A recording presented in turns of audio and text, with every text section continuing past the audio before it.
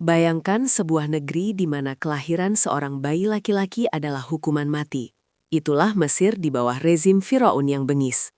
Karena sebuah mimpi tentang api yang datang dari Baitul Maqdis dan melahap mahkotanya, Firaun memerintahkan setiap bayi laki-laki Bani Israel disembelih tanpa ampun. Namun di tengah teror itu, lahirlah seorang bayi yang kelak akan menghancurkan tahta sang Tuhan palsu tersebut.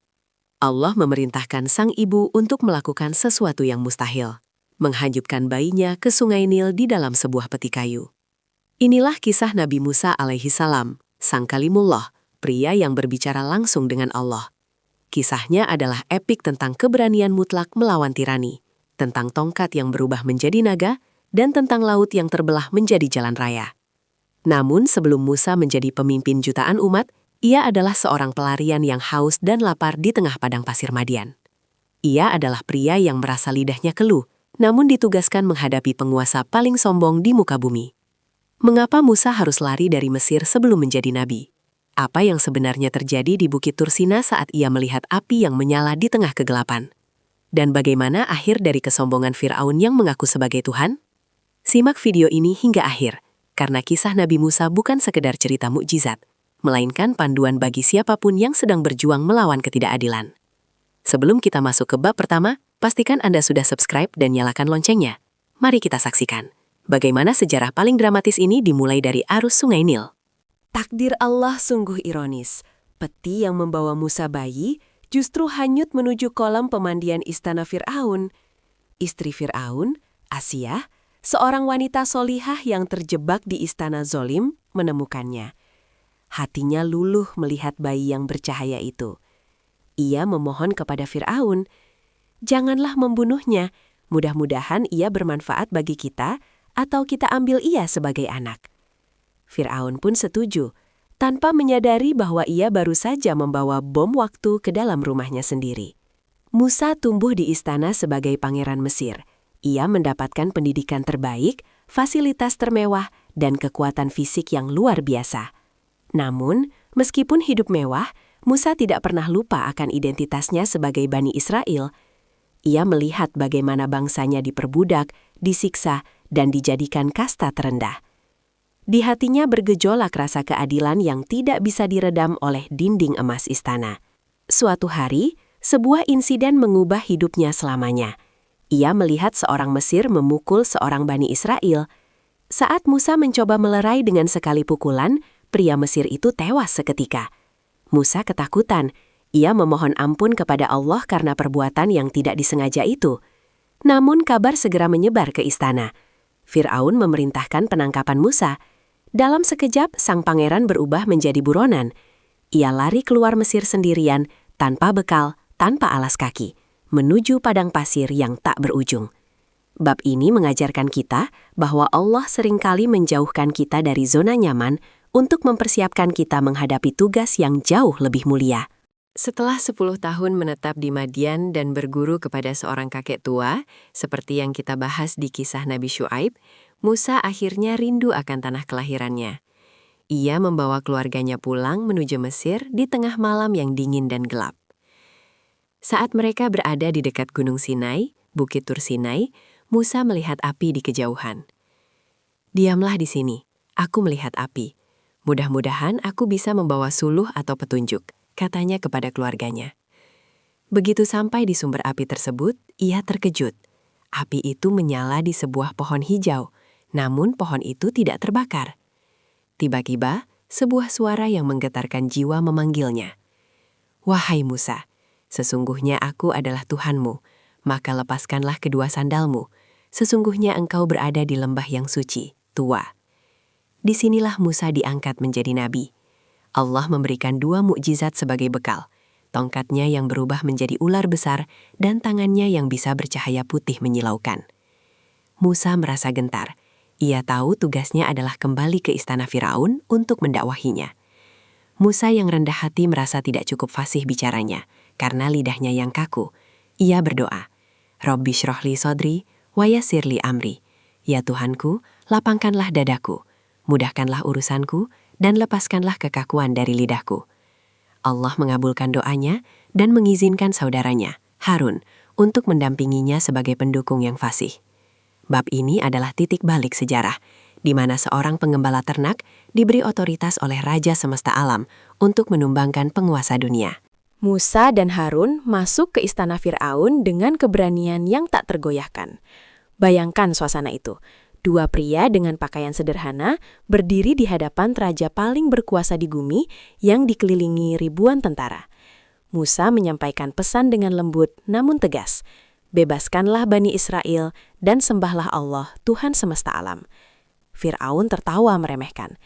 Siapakah Tuhan semesta alam itu? Tanyanya dengan nada menghina. Musa menjawab dengan argumen tentang penciptaan langit dan bumi.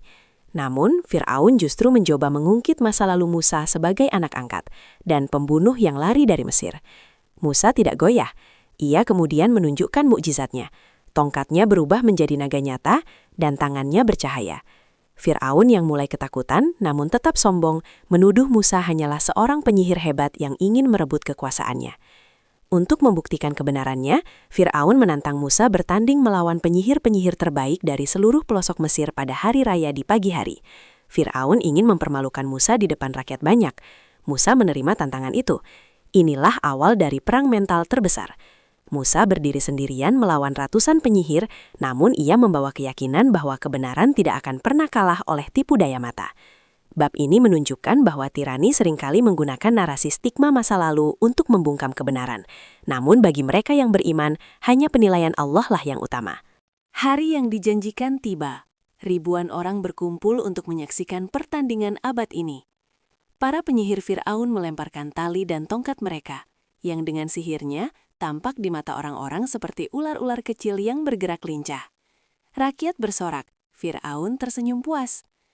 Namun, Allah berfirman kepada Musa, "Jangan takut, lemparkanlah apa yang ada di tangan kananmu." Musa melemparkan tongkatnya. Dalam sekejap, tongkat itu berubah menjadi ular naga yang sangat besar dan nyata, lalu menelan semua ular-ular palsu hasil sihir tersebut. Suasana menjadi hening. Para penyihir itu, yang merupakan ahli di bidangnya, segera menyadari bahwa apa yang dilakukan Musa bukanlah sihir, melainkan mujizat nyata dari Tuhan Yang Maha Esa. Tanpa ragu, para penyihir itu langsung bersujud dan berseru, "Kami beriman kepada Tuhan Harun dan Musa." Fir'aun murka luar biasa. Ia merasa dikhianati di depan rakyatnya sendiri. Ia mengancam akan memotong tangan dan kaki para penyihir itu secara bersilang dan menyalip mereka di pohon kurma. Namun, para penyihir yang baru saja merasakan manisnya iman itu menjawab dengan sangat tegar, "Tidak ada kerugian bagi kami, sesungguhnya kami akan kembali kepada Tuhan kami." Inilah momen transformasi iman yang luar biasa, dari penyembah Fir'aun menjadi syuhada yang hanya takut kepada Allah. Bab ini mengajarkan kita bahwa ketika kebenaran datang, segala bentuk kepalsuan akan hancur seketika, dan iman sejati tidak akan goyah meski diancam dengan kematian. Meskipun penyihirnya telah kalah, Firaun tetap menutup hatinya. Ia justru semakin menindas Bani Israel. Maka Allah menurunkan rangkaian azab sebagai peringatan. Al-Quran mencatat ada 9 tanda kekuasaannya. Dimulai dari musim paceklik, lalu air sungai Nil yang berubah menjadi darah hingga penduduk tidak bisa meminumnya. Namun Fir'aun tetap ingkar. Kemudian Allah mengirimkan wabah katak yang memenuhi setiap rumah dan tempat tidur, lalu wabah kutu dan wabah belalang yang menghabiskan seluruh hasil panen. Setiap kali azab datang, Fir'aun memohon kepada Musa, "Berdoalah kepada Tuhanmu agar azab ini diangkat, kami akan beriman dan membebaskan Bani Israel." Namun begitu azab itu diangkat, ia kembali berkhianat dan kembali sombong. Allah juga mengirimkan badai topan dan hujan darah. Seluruh Mesir menderita, kecuali rumah-rumah Bani Israel yang tetap aman. Ini adalah siklus pengkhianatan Firaun yang terus berulang hingga batas kesabaran Allah habis. Ujian ini menunjukkan betapa kerasnya hati manusia yang sudah merasa dirinya Tuhan. Azab demi azab dikirim bukan untuk menghancurkan Mesir seketika, tapi untuk memberi kesempatan bertaubat. Namun bagi Firaun, setiap mukjizat dianggap sebagai sihir belaka. Pada akhirnya, Musa diperintahkan untuk membawa seluruh Bani Israel keluar dari Mesir di tengah malam secara rahasia. Inilah awal dari perjalanan besar Eksodus menuju kebebasan. Bab ini memperingatkan kita bahwa mengulangi kesalahan setelah diberi kesempatan adalah jalan menuju kehancuran yang tak terelakkan. Kafilah besar Bani Israel bergerak menuju arah timur. Namun di pagi hari, Fir'aun menyadari pelarian mereka. Ia segera mengumpulkan pasukan kavaleri terbaiknya dan mengejar Musa dengan penuh dendam. Bani Israel sampai di tepi Laut Merah dan menyadari bahwa mereka terjepit. Di depan ada laut yang luas, di belakang ada debu beterbangan dari ribuan kuda perang Firaun. Pengikut Musa mulai panik dan berteriak, "Sesungguhnya kita benar-benar akan tersusul." Musa dengan tenang dan penuh keyakinan menjawab kalimat yang abadi. "Kala, inna ma'iyya Rabbi sayahdin." Sekali-kali tidak akan tersusul. Sesungguhnya Tuhanku bersamaku, Dia akan memberi petunjuk kepadaku. Di saat genting itu, Allah berfirman, "Pukullah laut itu dengan tongkatmu." Musa memukulkan tongkatnya, dan seketika itu juga laut terbelah menjadi 12 lorong dengan dinding air setinggi gunung yang kokoh. Tanah dasar laut menjadi kering seketika. Musa dan pengikutnya menyeberang dengan selamat. Fir'aun dan pasukannya, dengan kesombongan yang buta, terus mengejar masuk ke tengah laut yang terbelah. Begitu orang terakhir dari Bani Israel sampai di daratan, Allah memerintahkan laut untuk kembali menyatu. Fir'aun tergulung oleh gelombang dahsyat. Di saat nyawa sudah di tenggorokan, ia berteriak, "Aku beriman kepada Tuhan Bani Israel." Namun taubat di saat maut datang sudah tidak diterima. Allah menyelamatkan jasad Fir'aun agar menjadi pelajaran bagi generasi setelahnya. Bab ini adalah bukti puncak bahwa tidak ada tempat lari dari kekuasaan Allah, dan bagi orang beriman, jalan keluar selalu ada meski tampaknya buntu. Kisah Nabi Musa AS adalah simbol kemenangan kebenaran atas kekuasaan materi. Beliau mengajarkan kita bahwa kekuasaan sebesar apapun, jika dibangun di atas kezaliman, pasti akan runtuh. Fir'aun memiliki segalanya, tentara, harta, dan teknologi. Namun ia kalah oleh seorang pria dengan sebuah tongkat kayu yang bersandar sepenuhnya kepada Allah. Pelajaran besar dari kisah ini adalah, jangan takut pada tirani. Sebesar apapun ancaman manusia, ia tetaplah makhluk yang lemah di hadapan Sang Pencipta. Husnuzon dalam kesempitan. Saat Bani Israel merasa terkepung, Musa menunjukkan bahwa iman yang kokoh akan memunculkan solusi yang tak terduga, mukjizat. Kesombongan adalah penghancur. Merasa diri paling benar dan menolak kebenaran adalah jalan pintas menuju kehancuran dunia dan akhirat.